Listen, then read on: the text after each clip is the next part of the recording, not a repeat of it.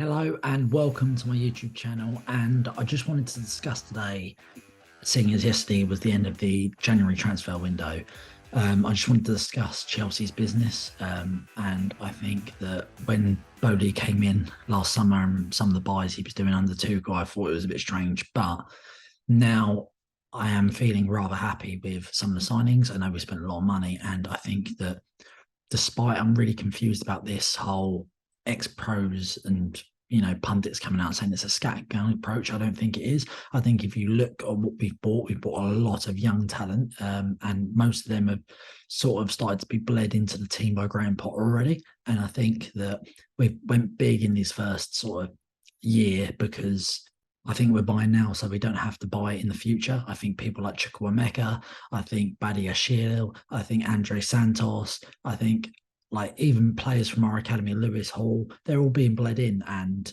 Conor Gallagher. And I think that barring some really bad performances and these people don't live up to potential, we won't have to buy as much going forward.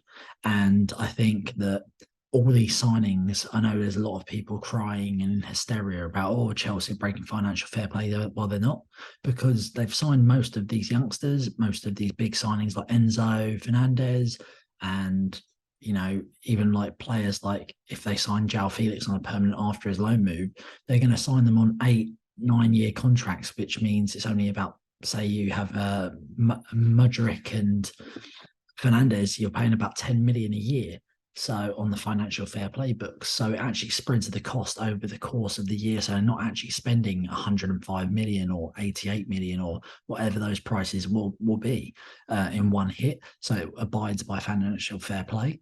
I think that some of the signings have been great. I think we've sort of targeted areas that need to be targeted, barring maybe I'd say another central midfielder. Ideally, I'd love to buy Declan Rice from West Ham. And I know West Ham fans won't like that, to play alongside Enzo Fernandez. I'd also extend Kante's contract and only play him in the big games because he's really injury prone now.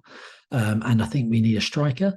And maybe if we're being super critical, we need to get another keeper in. But I think other than that, I'm pretty impressed with our squad depth now. I think by signing Gusto from Lyon, obviously he's been loaned back. I think that gives cover to Reece James. I think we've got Lewis Hall to cover Chilwell when he's injured. I think Badiashile next to Thiago Silva he's been sensational since he's come in, and he's another youngster we've just bought.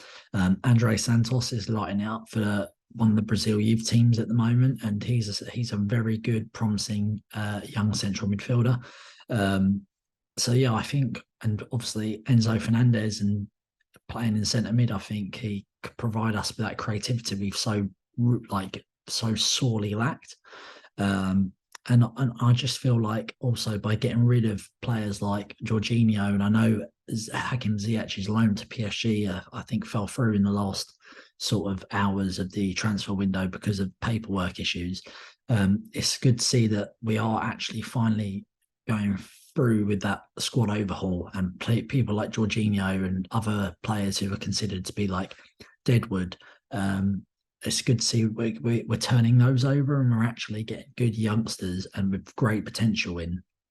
And I think that we can really be positive about the future. And I know a lot of haters will be like, "Oh, if you don't get Champions League and all this other crap," it will have an impact. But I really don't see Chelsea not being in European football next season. I think we'll compete at the top. And I just think the onus now is on Graham Potter, and this is where he really needs to stand up, because he's got the tools now, and Boehly's sort of put his money where his mouth is and started spending, and we've got a good squad. So it's all on Graham Potter and how he can manage it now. And I think we still need to get rid of a few players. But yeah, I feel like Chelsea actually is looking quite exciting at the moment.